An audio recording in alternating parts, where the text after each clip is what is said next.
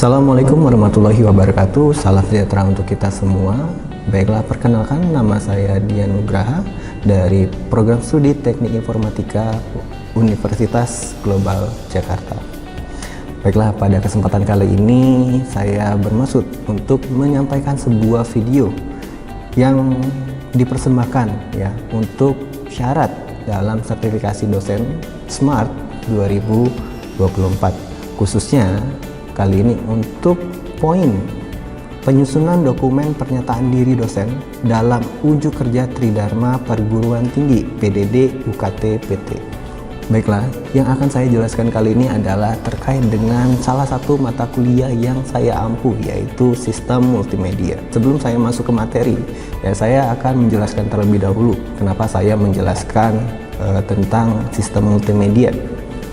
Yang pertama adalah karena di teknik informatika itu ada 3 peminatan, yaitu pertama jaringan, software, dan multimedia.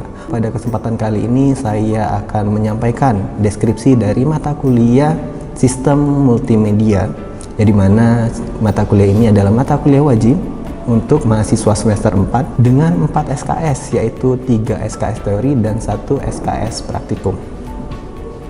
Dan dalam pembelajarannya saya di sini menerapkan metode 21st Century Learning ataupun pembelajaran abad 21, di mana pembelajaran ini berpusat pada student centered learning yang dalam implementasinya di sini saya menggunakan problem based learning dan project based learning. Dan dalam implementasi selanjutnya saya juga menerapkan proses delivery, interaction, dan assessment. Mata kuliah sistem multimedia ini bertujuan untuk memperkenalkan mahasiswa pada konsep, prinsip, dan teknologi dasar dalam sistem multimedia.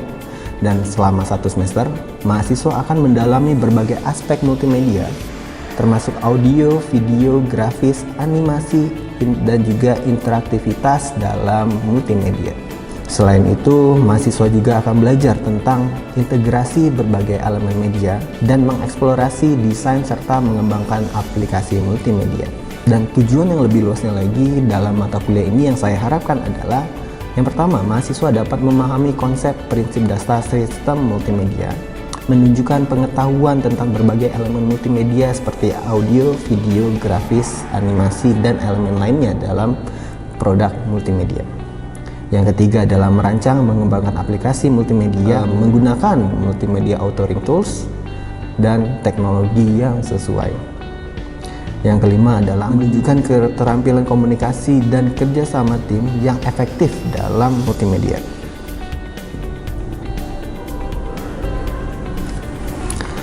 Yang saya jadikan sebagai referensi dalam penyusunan mata kuliah ini, yang pertama adalah Multimedia System, Introduction to Computing and Programming in Java, a Multimedia Approach, Digital Image Processing 4th Edition, Digital Video and Audio Broadcasting Technology, dan selanjutnya adalah Image Compression Fundamental, dan masih banyak lagi referensi lain yang saya sematkan dalam setiap materi yang saya sampaikan untuk menunjang atau memperkuat materi yang akan saya sampaikan kepada mahasiswa. Kuliah ini disampaikan sebanyak 16 pertemuan dengan 14 materi yang dilengkapi dengan asesmen formatif seperti quiz dan assignment, dilanjutkan dengan 2 asesmen sumatif dalam ujian tengah semester dan juga ujian akhir semester. Dalam pelaksanaan pembelajarannya, saya di sini menggunakan metode sinkronus dan asinkronus untuk penerapan yang lebih mendalam dan juga praktis dalam materi yang akan saya ajarkan. Dalam proses sinkronus, saya lakukan dengan metode ceramah, diskusi, presentasi, dan konsultasi yang dilakukan secara langsung ataupun secara daring. Dan asinkronus saya lakukan di platform online ya, untuk praktikum mandiri, analisis studi kasus, tugas proyek, dan dapat diakses melalui Learning Management LMS ataupun assistive.jgu.or.id. CPL yang dibebankan pada mata kuliah ini yang pertama adalah mahasiswa mampu menganalisis persoalan computing serta menerapkan prinsip computing dan disiplin ilmu yang relevan lainnya untuk mengidentifikasi solusi bagi organisasi, mampu mendesain, mengimplementasi, mengevaluasi solusi berbasis computing yang memenuhi kebutuhan pengguna dengan pendekatan yang sesuai, mampu mendesain, mengimplementasi, dan mengevaluasi solusi berbasis computing multiplatform yang memenuhi kebutuhan computing pada sebuah organisasi. Dan terakhir, mahasiswa mampu menunjukkan keterampilan komunikasi yang efektif dan bekerja sama dalam tim. Sedangkan untuk capaian pembelajaran mata kuliah yang saya gunakan dalam kuliah ini, yang pertama adalah mahasiswa mampu memahami konsep dan prinsip dasar sistem multimedia. Mahasiswa mampu menunjukkan pengetahuan tentang berbagai elemen multimedia seperti audio, video, grafis, animasi, dan interaktivitas. Dan selanjutnya, mahasiswa mampu merancang mengembangkan aplikasi multimedia menggunakan multimedia authoring tools dan teknologi yang sesuai dengan topik yang mereka kembangkan. Dan selanjutnya adalah mahasiswa mampu menganalisis dan mengevaluasi berbagai sistem multimedia dan aplikasinya. Dan terakhir yaitu mahasiswa mampu menunjukkan keterampilan komunikasi dan kerjasama tim yang efektif dalam pengembangan multimedia. Selanjutnya adalah sistem penilaian dalam kuliah multimedia sistem, di mana pada kuliah ini saya pecah menjadi 4 bobot penilaian. Yang pertama adalah assessment dengan bobot 30%, kuis 10%, ujian tengah semester 20%, dan terakhir ujian akhir semester atau UAS sebesar 40%. Pada tugas sendiri itu saya pecah menjadi tugas mandiri, diskusi kelompok, dan tugas praktikum berdasarkan studi kasus dengan rubrik penilaian jelas, terstruktur, yang akan digunakan untuk menilai pemahaman, aplikasi, analisis, dan sintesis konsep-konsep multimedia. Dan untuk kuis itu saya lakukan sebanyak 2 kali di antara UTS dan UAS, yaitu dengan menggunakan pertanyaan singkat dalam pilihan ganda dengan materi yang telah disampaikan. Oke, selanjutnya adalah untuk ujian sumatif, yaitu dalam bentuk ujian tengah semester dengan bobot 20%, di mana di sini saya menggunakan bentuk soal esai yang menekankan pada kemampuan siswa untuk menerapkan konsep multimedia dalam konteks yang relevan dan merumuskan argumen yang terperinci dan terstruktur, serta dinilai dari ketepatan mahasiswa dalam menjawab setiap pertanyaan.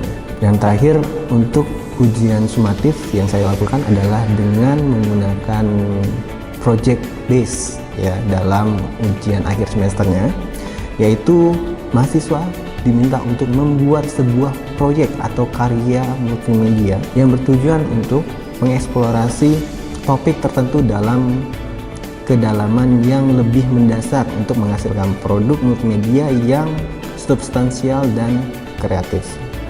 Dan poin penilaiannya ialah mencakup berbagai aspek, termasuk kualitas desain, kreativitas, keterampilan teknis, serta keberhasilan dalam menyampaikan pesan atau informasi.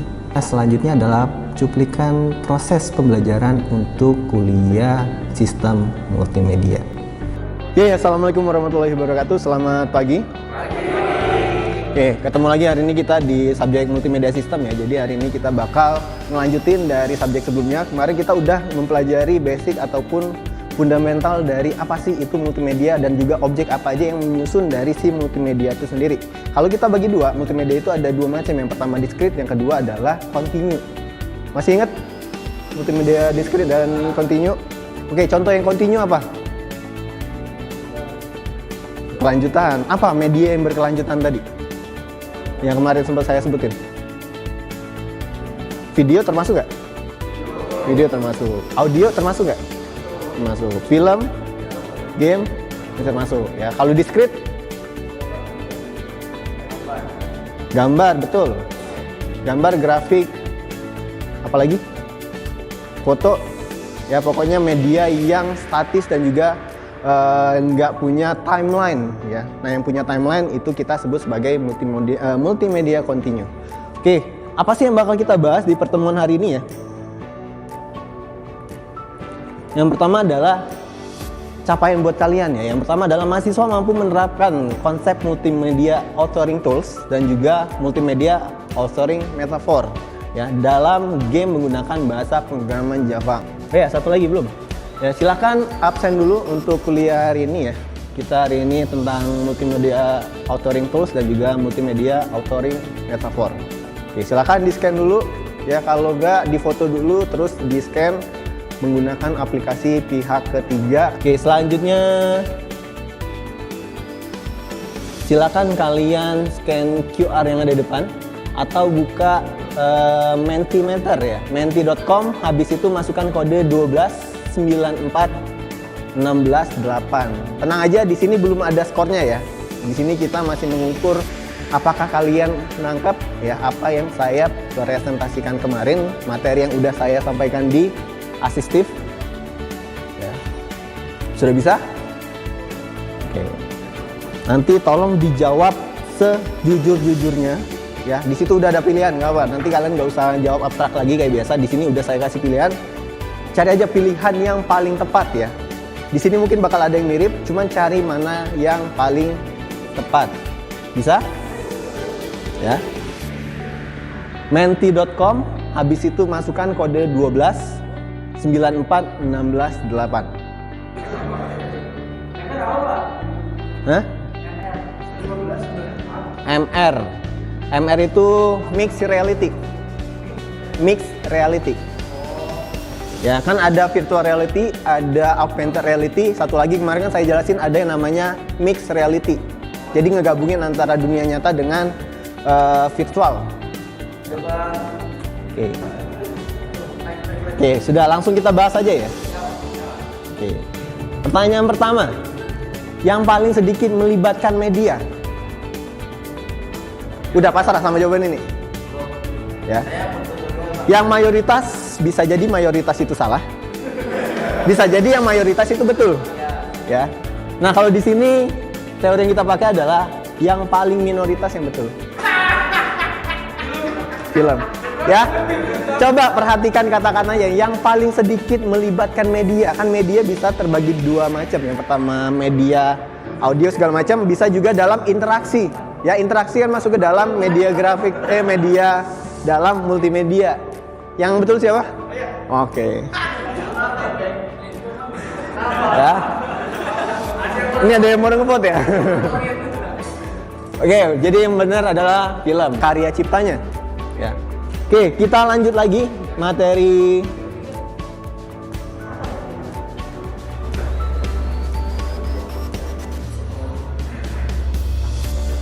Oke, multimedia authoring tools dan juga multimedia authoring metafor, yaitu aplikasi yang kemarin sempat kalian gunakan dalam proyek kalian. Ya, apa contohnya? Greenfoot, Alice, Premiere, After Effects, even Paint. Paint juga masuk ke dalam authoring tools. Ya, kenapa? Media tersebut bisa kita gunakan untuk mengkonstruksi multimedia yang kita gunakan untuk menghasilkan satu produk multimedia.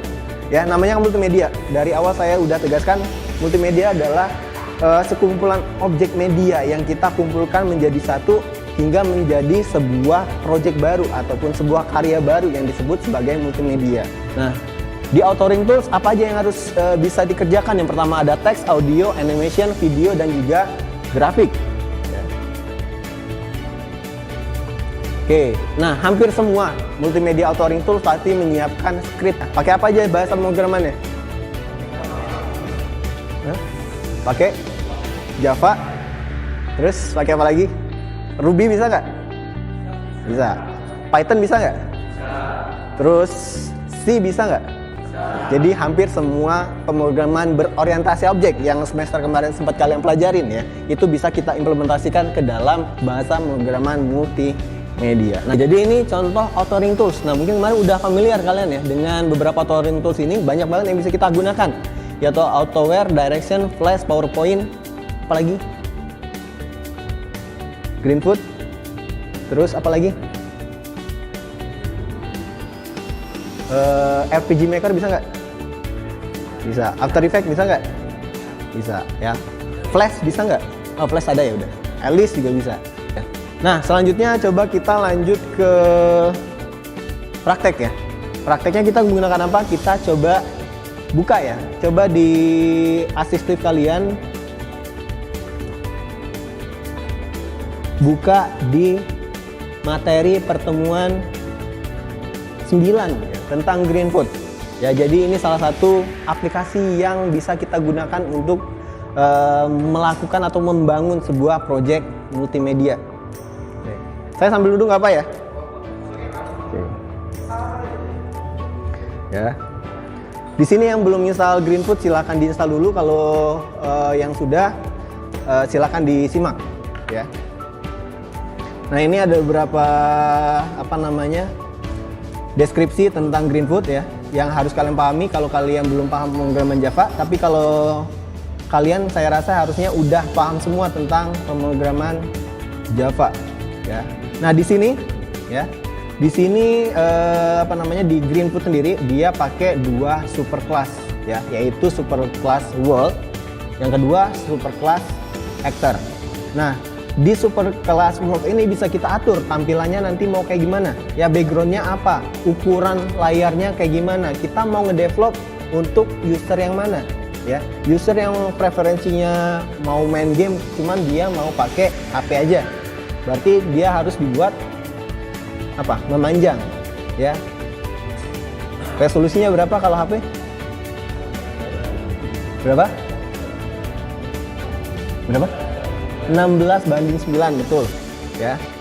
Ayo tepuk tangan dulu buat Sultan ya. Nah, selanjutnya apa? Nah, sisanya tinggal kita konstruk aja ya. Kita konstruk apa aja superclass aktor yang mau kita masukkan di sini ya. Nah, untuk sisanya kita langsung praktek aja ya. Nah, di sini saya ada satu contoh project.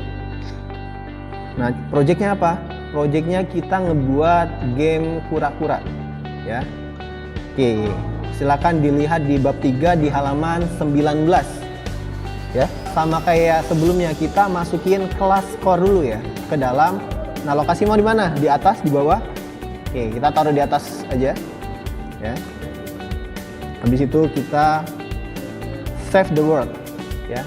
Nah, mungkin di beberapa kalian bakal muncul gambar kaki untuk skornya ya.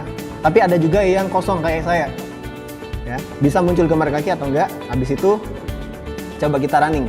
Nah, waktu dia jalan si skornya bakal muncul ya.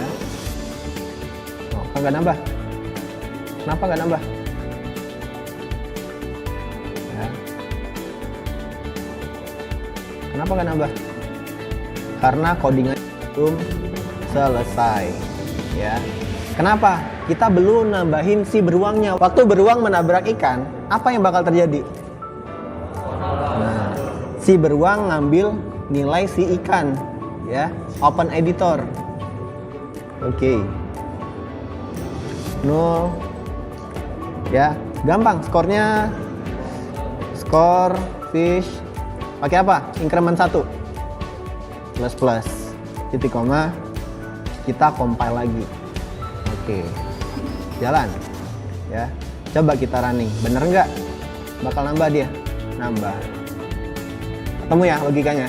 Jadi kalian nggak perlu mikirin collisionnya, karena di Greenfood udah diatur ya engine-nya biar setiap objek berdasarkan berapa pixel ketika mereka ketemu, objeknya bakal menghilang. Nah, tugas kalian silakan kalian selesaikan ya codingannya, dan kalian coba tambah level ya. Contoh, ikannya sudah habis, apa yang harus keluar?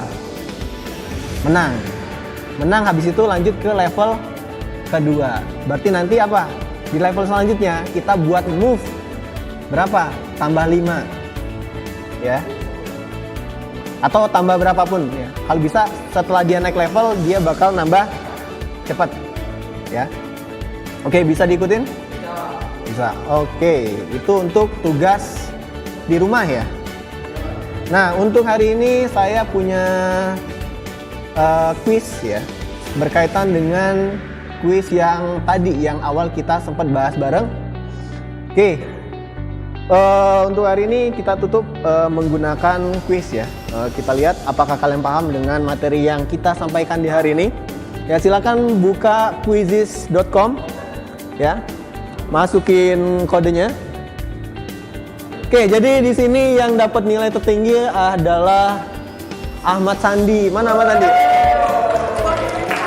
Oke, selanjutnya Muhammad Hairul mana? Oke. Terus Fadil Aulia. Mana Fadil Aulia? Oke. Yaudah. Nah, untuk ketiga nama ini mungkin nanti di belakang panggung bisa ketemu saya ya. Oke. Bembeng lagi. Oke. Yaudah, mungkin itu dulu pertemuan kita hari ini. Kita cukupin dulu sampai di sini. Mungkin selanjutnya kita lanjut ke materi information retrieval ya, menggunakan multimedia. Jadi kita udah bisa menggunakan aplikasi database. Ya, kalau di Java ada Java Database Connectivity. Ya, tapi intinya sama, kita ngebuat relasi antara objek multimedia dengan database ya. Oke, mungkin itu dulu. Terima kasih. Selamat sore. Wassalamualaikum warahmatullahi wabarakatuh. Itulah cuplikan dari proses pembelajaran serta penjelasan singkat terkait salah satu topik dalam sistem multimedia yang saya ajarkan pada semester ini.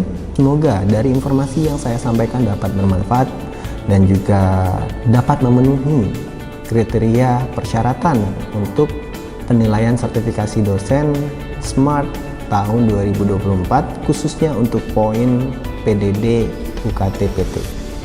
Dan juga saya mengucapkan banyak terima kasih kepada seluruh tim penilai dan juga tim yang terlibat dalam panitia sertifikasi dosen SMART 2024, terkhusus pada Direktorat Sumber Daya Dirjen Dikti dan Ristek Kemendikbudristek Republik Indonesia. Terlebih lagi, saya juga mengucapkan banyak terima kasih kepada Universitas Global Jakarta dan seluruh sivitas akademikanya yang terdiri dari rektor, wakil rektor, dosen, rekan sejawat, serta para mahasiswa dan mahasiswi yang saya banggakan. Baiklah, sekian informasi yang dapat saya sampaikan. Terima kasih. Akhir kata, wabillahi taufiq wal hidayah. Wassalamualaikum warahmatullahi wabarakatuh.